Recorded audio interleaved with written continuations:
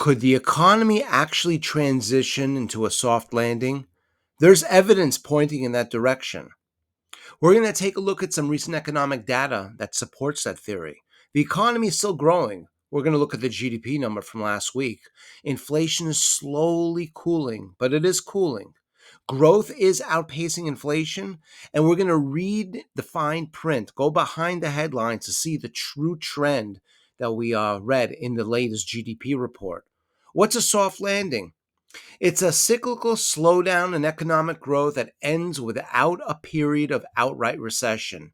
In other words, a soft landing is a goal of a central bank when it seeks to raise interest rates just enough to stop an economy from overheating and experiencing high inflation, but not enough to cause a severe downturn. That's the goal.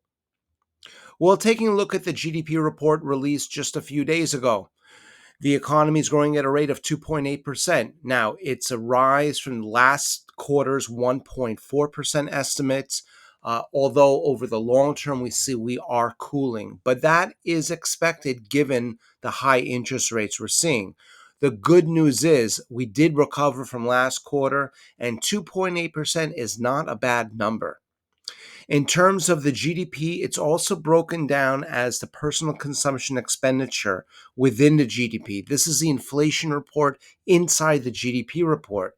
And that latest number is 2.6%. We want to see this number go down. It is going down below prior quarters, 3.4%. And over the long term, it's steady and it's slowly declining. This month's monthly PCE report, also released, shows even more progress lower. We want to see inflation cool.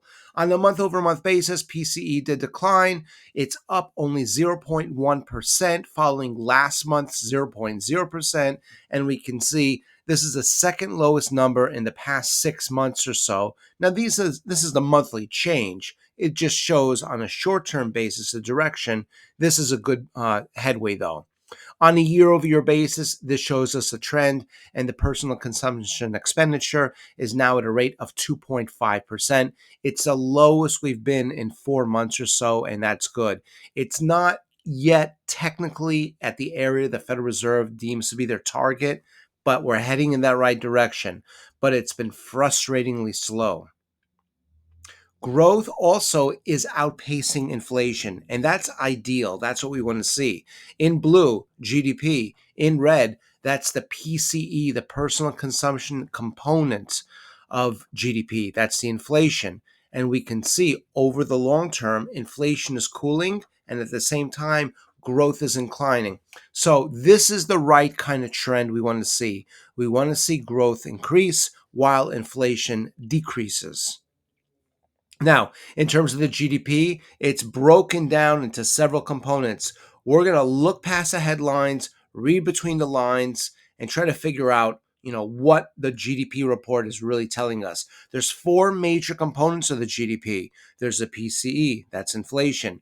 There's business investment, fixed business investment, and that's very important. We're going to show you in just a minute. There's also government spending and net exports. Exports, of course, minus imports.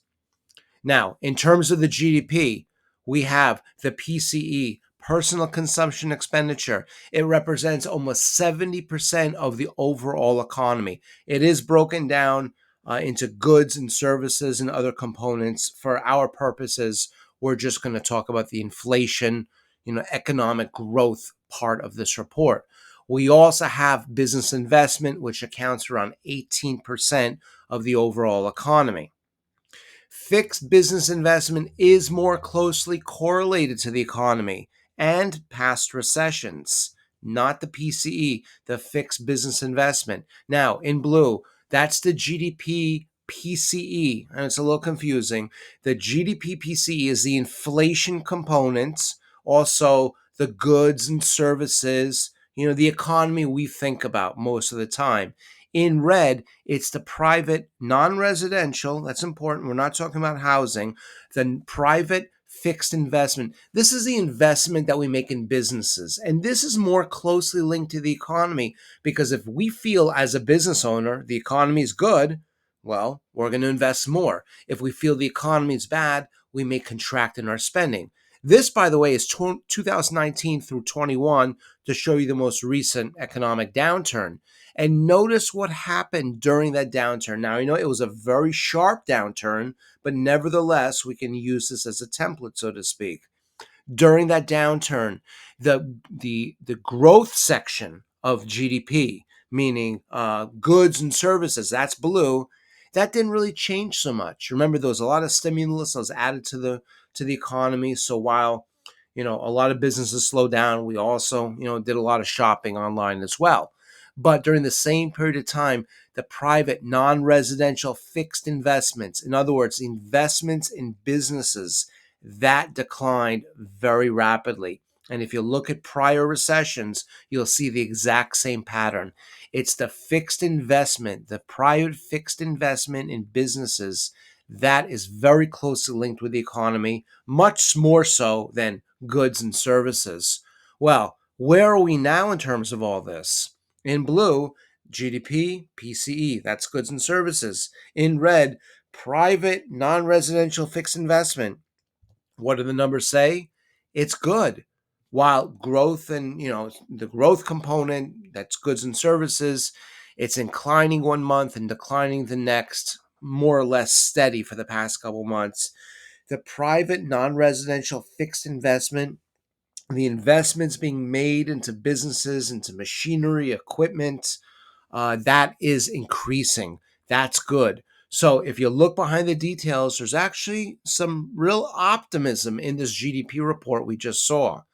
With that said, though, it's not all roses, so to speak. And this is one component of the economy, and it's just one or two reports.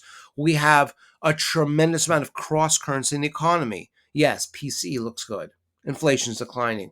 GDP is good. Growth is accelerating. But we also have corporate earnings we're in the middle of. And what has led the stock market, the NVIDIA and Tesla stocks and AMD, these AI technology semiconductor based companies, they have led the market, almost completely attributed to the growth in the market. They're now on the decline. Their businesses now are on the decline, and the earnings reports are showing that. So while we see positive news from the growth side and encouraging news from declining inflation, there are other sides of the economy. So we're really not out of the woods. And it's going to be very important that we watch other aspects of the economy, as we always do, like retail sales, also, of course, housing and the jobs numbers, etc. We discussed a lot of this phenomenon, the cross currents in the economy, in a recent report, which I think you'll find quite interesting as well. We hope this has been helpful. We look forward to seeing you back soon.